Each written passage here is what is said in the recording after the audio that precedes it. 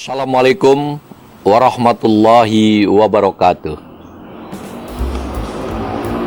Bismillahirrahmanirrahim. Selamat berjumpa kembali dengan YouTube channel Berbagi Makna 7 dalam Chamber Pengkajian Islam. Untuk hari ini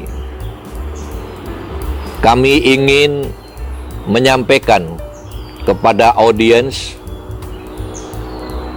salah satu materi dari Chamber Pengkajian Islam ini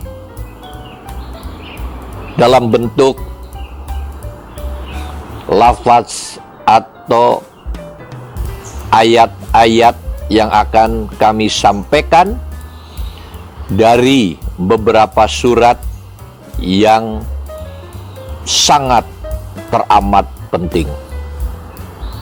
Saya tidak mengatakan bahwa surat-surat yang lain itu tidak penting, tetapi kami hanya bermaksud bahwa surat yang akan kami sampaikan ini adalah sesuatu yang perlu kita maknai bersama di awal-awal dalam memaknai dan mengkaji surat yang terkandung di dalam kitab suci Al-Qur'anil Karim. Sengaja hari ini tentu kami akan menyampaikan surat yang pertama di dalam Al-Quran yang merupakan pembukaan.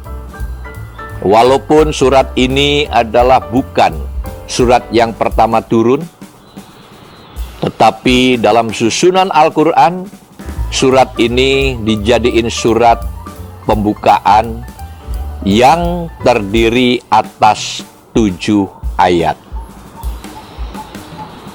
Itulah salah satu yang pernah kami sampaikan dalam episode yang dulu, bahwa banyak sekali hal-hal yang dalam tanda petik itu misteri atau ajaib tentang keberadaan angka 7.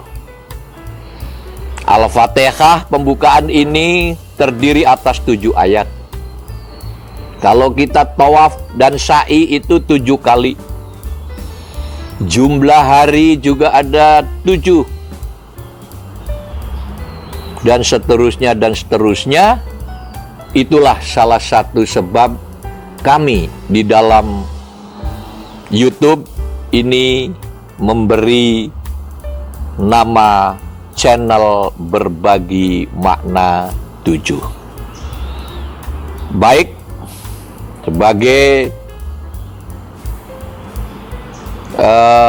penyampaian yang pertama, izinkan kami dengan segala kerendahan hati ingin membacakan beberapa surat yang tentu kali ini akan kami awali dengan surat Al-Fatihah yang merupakan pembukaan dari Al-Quran yang terdiri atas 114 surat. A'udzubillahi minasyaitonirrajim. Bismillahirrahmanirrahim.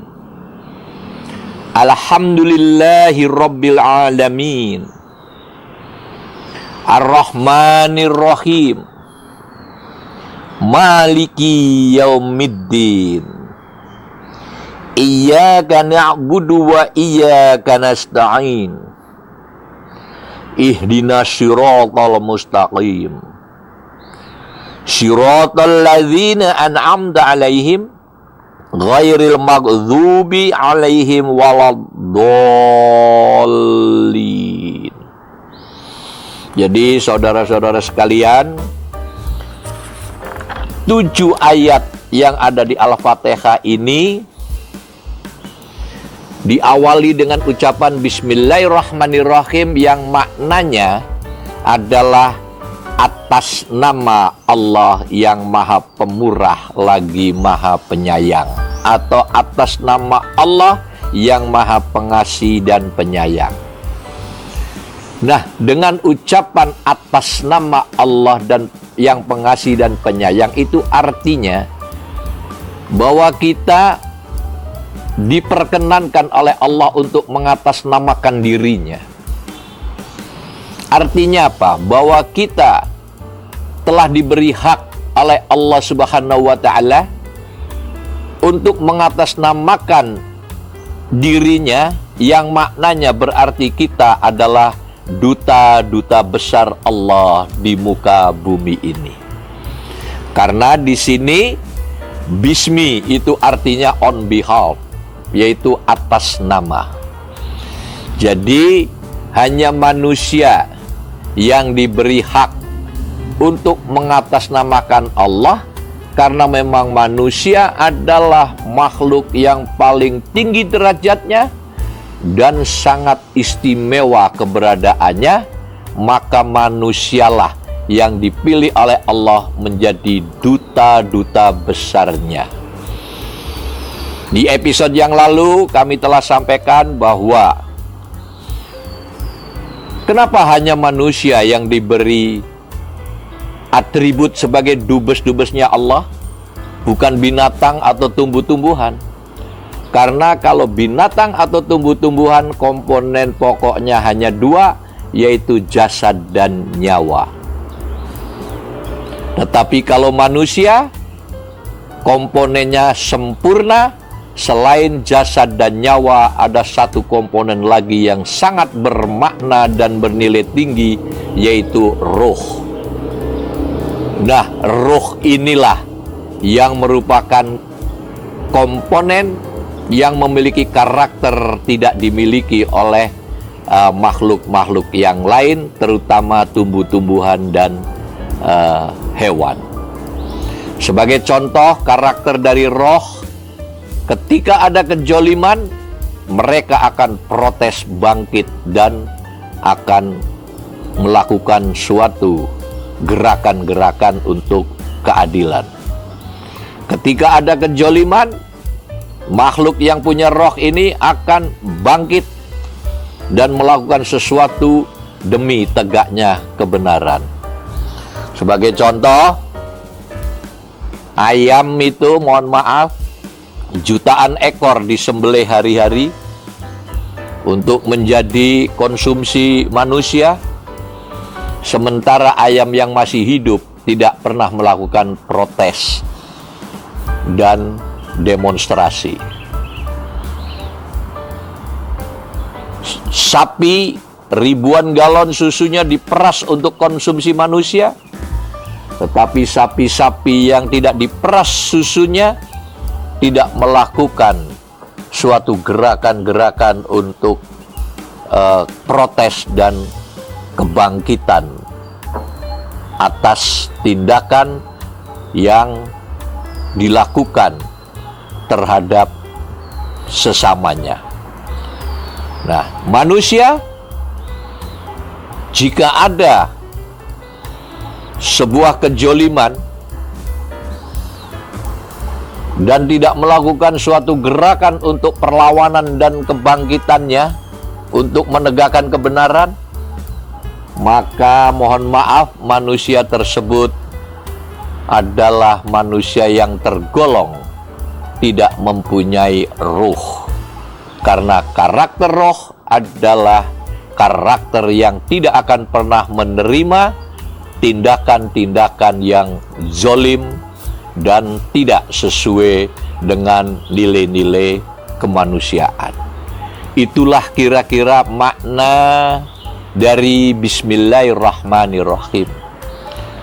Yang berikutnya yang ingin saya sampaikan mengenai ayat pertama yang berbunyi Alhamdulillahirabbil alamin. Apa itu maknanya? Bahwa segala puja dan puji hanya bagi Allah, yaitu Tuhan semesta alam. Jadi kita tidak boleh memuja dan memuji selain Allah, karena hanya Allah lah yang layak kita puji, karena hanya Allah lah Tuhan semesta alam, yaitu pencipta, pemelihara, dan penjaga alam semesta sepanjang zaman. Ayat yang berikutnya adalah Ar-Rahmanir Rahim. Tadi telah kami sampaikan ada kata Allah yang pengasih dan penyayang. Jadi selain Allah itu adalah sosok yang harus dipuji karena Tuhan semesta alam, sekaligus Allah juga memiliki sifat yang pemurah, pengasih, dan penyayang. Itulah dalam Al-Fatihah disebut dengan statement Ar-Rahmanir Rahim. Ayat yang berikutnya yaitu Maliki Yaumiddin. Di situ ada tasydid yang maknanya bahwa Allah itulah yang menguasai hari pembalasan. Maliki Yaumiddin, yang menguasai hari pembalasan. Dan ayat berikutnya, statementnya, firmannya bunyinya indah sekali.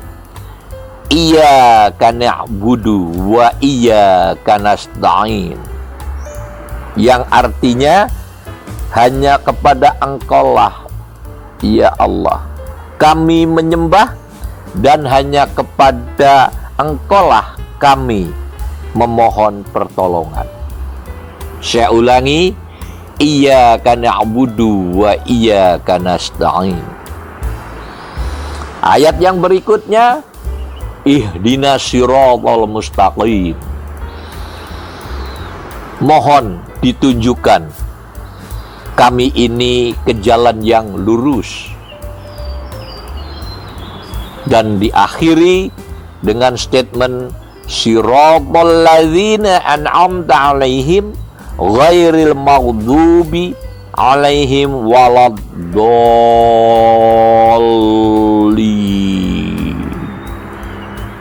Tadi mohon ditunjukkan jalan yang lurus, yaitu jalannya orang-orang yang telah Engkau anugerahkan nikmat kepada mereka, dan bukan jalan mereka yang dimurkai, dan bukan pula jalan mereka yang sesat. Nah, berikutnya yang ingin saya sampaikan dalam ketujuh ayat ini, itu secara komposisi sangat memiliki makna tersendiri. Apa itu? Bahwa Al-Fatihah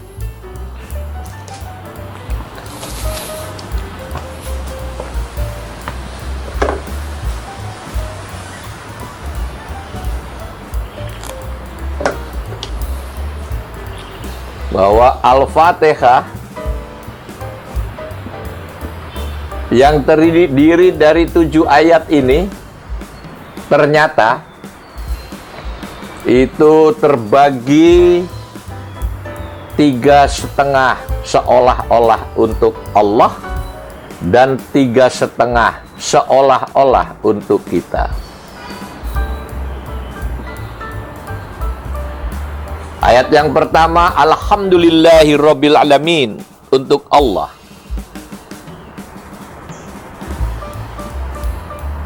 Ar-Rahmanir Rahim, juga untuk Allah. Yang ketiga, Maliki Yaumiddin, Engkaulah yang akan menjadi Raja dan Hakim di hari kemudian, untuk Allah lagi. Nah, begitu ayat yang keempat, Iyyaka na'budu wa iyyaka nasta'in, hanya kepadamulah kami memuja, dan kepadamulah kami memohon pertolongan. Jadi ini terbagi untuk Allah dan untuk kita. Ayat yang kelima untuk kita, yaitu ihdinas siratal mustaqim, minta petunjuk di jalan yang lurus.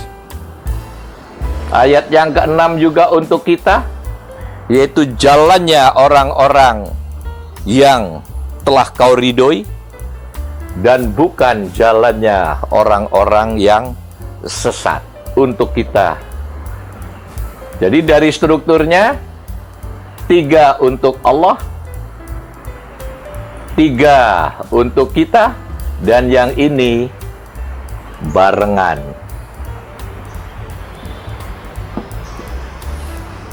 Seolah-olah seperti ini secara struktural. Yang kedua, surat Al-Fatihah ini selain juga adalah merupakan surat pendahuluan yang maknanya seperti juga dalam buku-buku bahwa sesuatu yang sifatnya preambul atau pendahuluan itu disampaikan secara singkat, tetapi kandungannya itu mewakili dari seluruh kandungan yang ada di dalamnya. Jadi saudara-saudara sekalian, kaum muslimin dan muslimat, kalau boleh kami sarankan dengan segala kerendahan hati, agar ketika kita memaknai ayat-ayat yang terkandung di dalam Al-Quran, yaitu yang jumlahnya 6.236 ayat yang diwujudkan dalam 114 surat dan diringkas menjadi 30 juz, ini harus kita maknai dengan cara tidak hanya menafsirkan secara tafsir tekstual, tetapi hendaknya ditafsirkan pula secara kontekstual agar kita lebih mendalami makna dari ayat-ayat terkandung di dalam Al-Quranul Karim. Sekian, semoga pemaparan kami mengenai surat yang pertama di dalam Al-Quran ini bisa diterima dan bisa bermanfaat.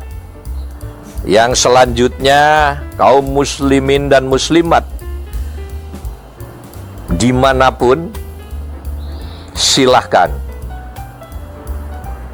perdalam makna demi makna dari seluruh ayat yang ada di dalam Al-Quranil Karim. Sekian, wassalamualaikum warahmatullahi wabarakatuh.